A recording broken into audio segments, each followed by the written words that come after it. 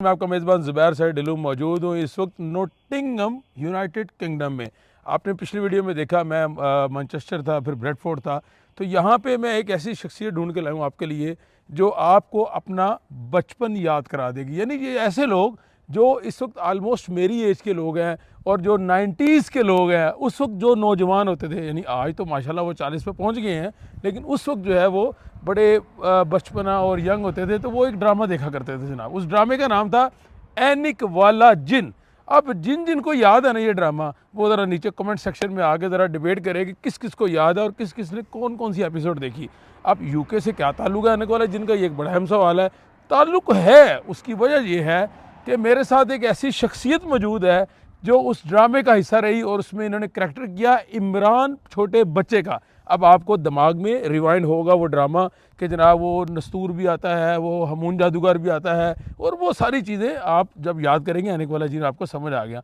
तो मेरे साथ मौजूद है the one and only Ajlal Bukhari. अस्सलाम वालेकुम सर, कैसे हैं आप? वालेकुम अस्सलाम, कैसे हैं आप? बताएं। ठीक है, अल्हम्दुलिल्लाह। नॉटिंगम। जब थैंक यू वेरी मच अजलाल साहब। दुनिया पाकिस्तान में ढूंढ रही है उधर एनिक वाला जिन जो है वो लोग देखते हैं। अब तो जो नई नस्ल है, जो जेनजी है, उनको तो इस ड्रामे का कॉन्सेप्ट भी नहीं पता होगा। तो आप माशाल्लाह यूके में बैठे हैं, हमने ढूंढ लिया बंदा आपके लिए ताकि थोड़ी मेमोरीज रिकॉल करें।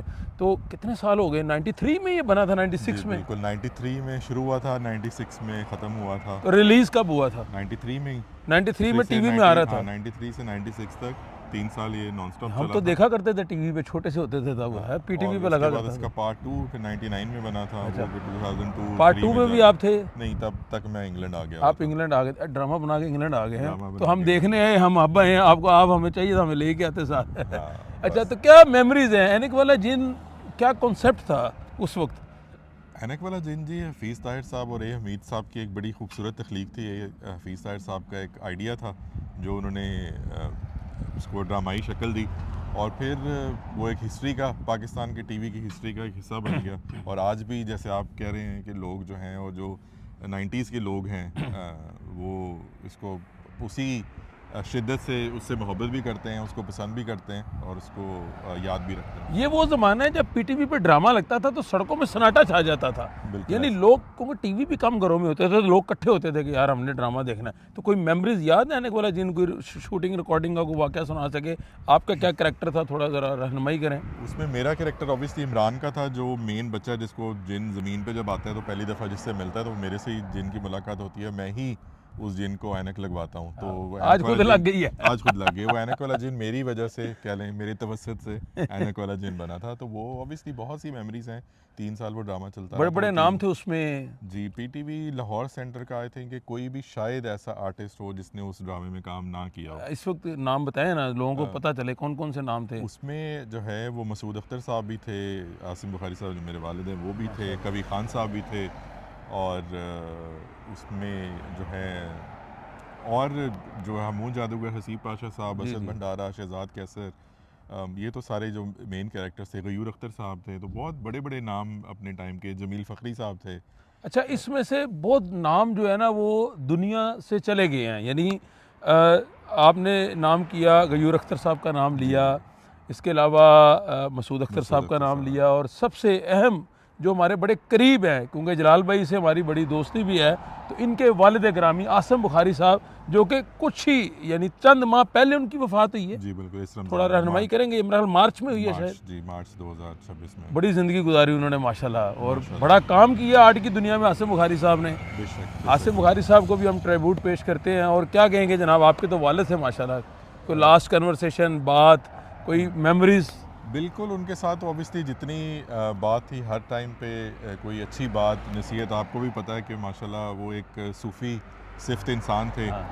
सूफ़ी शायरी भी करते थे, और उसके साथ साथ बड़े दरवेश किस्म के इंसान थे। और बड़ी मोहब्बत, सबसे मोहब्बत करने वाले, बच्चों से। जो बाहर लोगों से मोहब्बत करता है वो तो बच्चों से तो करता ही करता है। तो उनके बहुत सी ऐसी बातें हैं कि जो आज भी याद करते हैं। उनकी नसीहतें हैं जिनको हम इंग्लैंड याद में भी करते बहुत हैं। अरसा रहे हैं वो, मेरा ख्याल है। इंग्लैंड आते रहे हैं, हर जो गर्मियाँ हैं कह लें कि वो यहाँ पे गुजारते रहे हैं, हमारे साथ ही रहे हैं।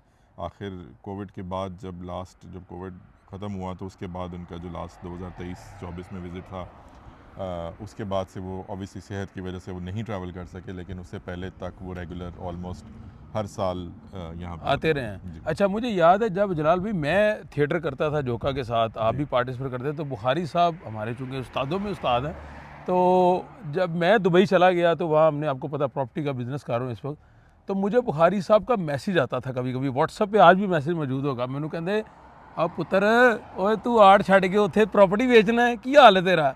तो वो जो पंजाबी कन्वर्सेशन थी ना व्हाट्सएप पे, वो रियल अमेजिंग, आज भी मैसेज मौजूद है मेरे पास रिकॉर्ड के तौर पे। तो बड़ा मज़ा आता था, वो उनसे हमने सीखा भी बहुत कुछ, रहनुमाई भी करते थे और सारा कुछ करते थे।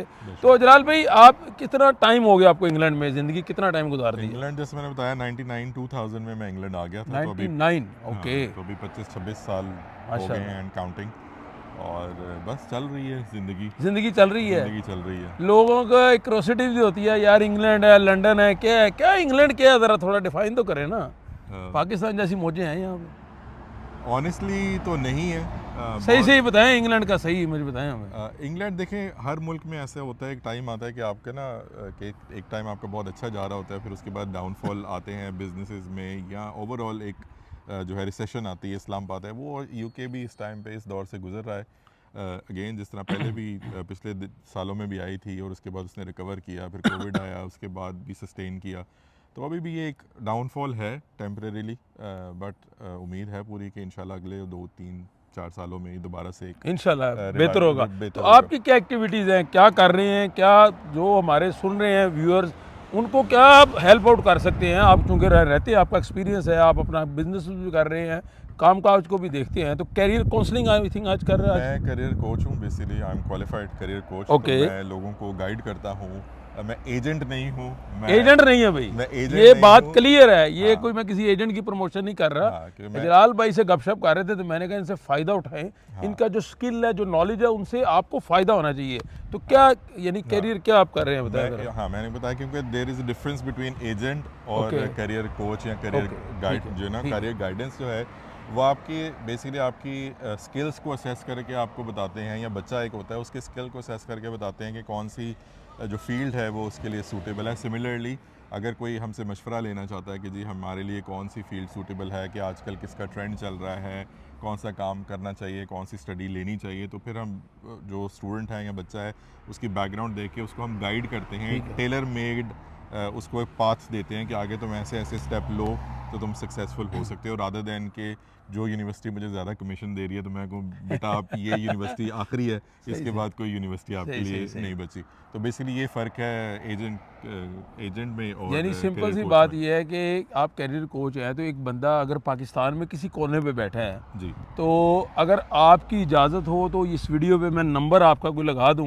जी जी वो बिल्कुल। रब्ता करे तो आप गाइड कर देंगे उन्हें? लोगों को असल बंदा चाहिए, रहनुमाई चाहिए। बिल्कुल कर सकते हैं। रेड एजुकेशन के नाम से है जो मेरी क्या कहते हैं कंसल्टेंसी है, उसमें मैं लोकल, अभी मेरा फोकस ज़्यादा, क्योंकि आजकल मार्केट जो है वो इंटरनेशनली ज़रा थोड़ी सी स्लम्प में है, तो मेरा फोकस लोकल करियर काउंसलिंग में है, लेकिन करियर पाकिस्तानियों के लिए भी लेकिन वो फ़ायदा दे ना, पाकिस्तानी भी बिल्कुल। यहाँ तो लोग पहले ही मौजूद हैं। इस टाइम पे जो हमारी ज़्यादा फोकस है वो उनके लिए मैं काम कर रहा हूँ। ये मैं बल्कि आपके तवज्जो से बताना चाहूँगा कि जो स्टूडेंट्स ऑलरेडी यहाँ पे हैं, ओके, जो PSW पे हैं और बिल्कुल, वो बिल्कुल। स्टडी अपॉर्चुनिटी ढूंढ रहे हैं, या बिल्कुल, वो ठीक अपने है। स्टे को एक्सटेंड करना चाहते हैं, हाँ। तो उनके लिए हमारे पास बहुत अच्छा। अपॉर्चुनिटीज़ मौजूद हैं।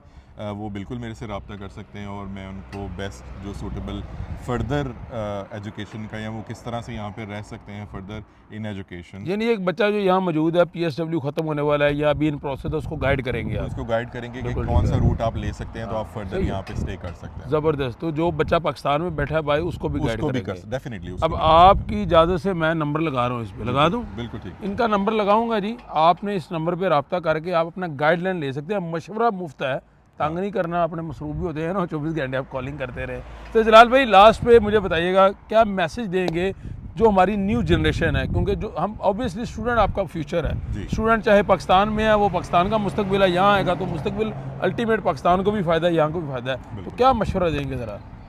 मशवरा इसमें यही है कि आप जो भी फील्ड चूज़ करते हैं, बहुत से हमारे स्टूडेंट्स यहाँ पे आते हैं, फील्ड उनकी इंजीनियरिंग होती है, अकाउंटेंसी होती है, मैं आपको पॉइंट आउट नहीं कर रहा, लेकिन वो आगे बेचारे और जॉब्स में लग जाते हैं। मेरा मशवरा उनको हमेशा ये होता है कि अपनी फील्ड में आप एक्सपीरियंस लें, चाहे उसमें आपको हो सकता है कि आपको इनिशियली पैसे आपकी थोड़े ज़रूरत के मिलें। मुताबिक ना मिलें, ठीक है। लेकिन आपको काम ऐसा करना चाहिए, अपनी फील्ड से रहना चाहिए, क्योंकि जब बंदा उसमें मेजॉरिटी, और अक्सर मैंने देखा है कि होता ही है कि जब आप पैसे कमाने में लग जाते हैं ना, तो आप अपनी फील्ड से थोड़ा सा हट जाते हैं, डिस्ट्रैक्ट हो जाते कई हैं। लोग तो डिग्री भी पूरी नहीं डिग्री करते, भी पूरी नहीं उसका कर भी पाते। नुकसान होता है एंड पे। नुकसान भी होता है, लेकिन मेन चीज़ ऑब्वियसली उसका ये होता है कि आपको लगता है कि यार हाँ, क्योंकि मुझे अगर मैं जॉब करूँगा तो मुझे फॉर एग्जांपल 2000 पाउंड कमाऊँगा, एग्जांपल फिगर्स कोट कर रहा हूँ कि मैं इतने कमाऊँगा, और मैं ये जो जॉब कर रहा हूँ ये इससे मुझे 1500 पाउंड आ रहे हैं, तो मुझे ये 500 पाउंड का जो डेफिसिट है वो मुझे क्लियर करने के लिए मैं यही वाली डिलीवरी की जॉब कर लूँगा, टेम्परेरी फायदे की बात करते हैं सिक्योरिटी में जॉब कर लूँगा। लेकिन ये कि इन द लॉन्ग रन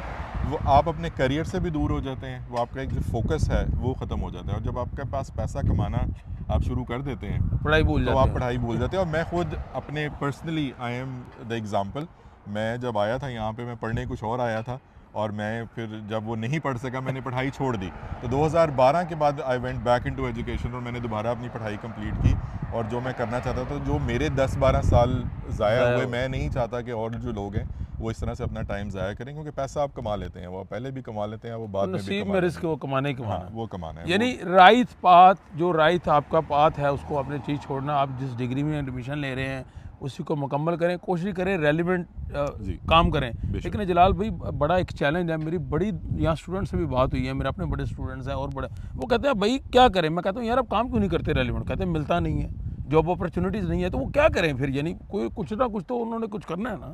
बिल्कुल करना है। देखें एग्जैक्ट आप यहाँ तो आप यहाँ के कहें ना कि मैं हेल्प आउट करूँगा उनकी हेल्प आउट, देखें उसमें यही होता है कि आप अगर आपको डेफिनेटली आपको सर्वाइवल के लिए कोई ना कुछ ना कुछ करना है, ऐसा भी नहीं मैं कहूँगा कि आप बिल्कुल छोड़ के बैठ जाएं, तो जो अपॉर्चुनिटी मिलती है उसको आपको ग्रैब करना है, लेकिन अपने जो फोकस है आपका उसको नहीं हटाना, उससे नहीं हटना। आपने वो टेम्परेरी जो पैसा आ रहा है उससे आपने अपने फोकस से डिस्ट्रैक्ट नहीं होना। आपने कोशिश करनी है कि मेरा यार ये एम है, मैं ये करना चाहता हूँ, तो ठीक है, और अपने आप को एक रिमाइंडर देते रहना। मैंने यही देखा, मेरी ऑब्जर्वेशन है, इतने दिन से मैं यहाँ विजिट कर रहा हूँ, हर बंदा यहाँ तो सिक्योरिटी में दिहाड़ी लगा रहा है, यहाँ ऊबर डिलीवरी कर रहा है, या ऊबर चला रहा है, या हाँ। तो इससे हट के भी कोई अपॉर्चुनिटी है कि यही है हर तरफ। देखिए अगेन वही वाली बात है कि जो आपकी फील्ड होती है उसमें भी अपॉर्चुनिटीज़ होती हैं, वो हो सकता है कि थोड़ी सी मुश्किल हो, वो ना मिले, लेकिन उसमें यह कि आप खुद अपनी अपॉर्चुनिटीज़ क्रिएट कर सकते हैं। अगर आप कोई ऐसी आपकी फील्ड है, जिस तरह अभी फ्रीलांसर्स हैं लोग, जो है उनके बहुत सारे काम अवेलेबल होते हैं, तो आप फ्रीलांसिंग साथ साथ करते रहें, आपको कुछ ना कुछ मिलता रहेगा। ऐसा नहीं है कि आपको काम ना मिले। तो बिज़नेस भी आप पता है यूके में बिज़नेस स्टार्ट करना बहुत आसान है। आप कोई भी बिज़नेस रजिस्टर करें, 2 मिनट लगते हैं, आपकी कंपनी रजिस्टर हो जाती है, आप काम करें, तो काम बहुत सारे हैं। और मेरा यही हमेशा से फोकस रहता है, हर एक को कहूँ कि अपनी फील्ड से ना हटें, जो आपकी फील्ड है आप उसमें रहें, अदरवाइज आप डिस्ट्रैक्टेड ही रहेंगे। चलें, बहुत शुक्रिया। जलाल बुखारी साहब मेरे साथ मौजूद है। जनाब समझ यही है यह बात कि हमेशा मैं कहता हूँ कि जो आपने अपना पीरो मुर्शद मानना है, अपने वालिदैन को मानना है, आपने जो तवीज़ धागा लेना है, दुआएं लेनी है, जो पीर साहब के सर पे पगड़ी रखनी है, जो आपने बैत करनी है, वो माँ बाप है, इससे ऊपर नहीं है। माँ बाप की खिदमत नहीं छोड़नी, आपने माँओं की दुआएं लेनी है, वो चाहे दुनिया में कहीं भी है, अगर दुनिया से चले गए हैं तो उनकी भी फिर भी नहीं जान छोड़नी, उनको जो है उनको दुआएं देनी है और उनसे दुआएं अल्लाह से लेते रहना है। जरा वही आपके पीरो मुर्शिद है। और बड़ी अहम बात है जलाल भाई ने की कि आप यूके क्या दुनिया में किसी मुल्क में है, आप अपनी फील्ड नहीं छोड़ेंगे, लगे रहेंगे। मैं यकीन से कह देता हूँ एक दिन कामयाब हो गए और इंशाल्लाह कामयाबी आपके कदम चूमेगी। मुझे वासफ अली वासफ साहब का एक जुमला याद है, उनका ये कहना है कि आप जो है ना वो मेहनत इतनी खामोशी से करें कि कामयाबी शोर मचा दे। तो भाईजान इंशाल्लाह कामयाब आप होंगे। मैं इनकी इजाज़त ले ली है, इनका नंबर भी दे रहा हूँ। फिर भी कोई यहाँ जो रह रहे हैं यूके में या बाहर, गाइडलाइन के लिए हर वक्त तैयार है, ये सदका जारिया तैयार रहेगा और खिदमत खल्क ये करते रहेंगे। इसके साथ ही अपने मेज़बान ज़ुबैर साहिब डिलू को इजाज़त दीजिए। अल्लाह हाफ़िज़।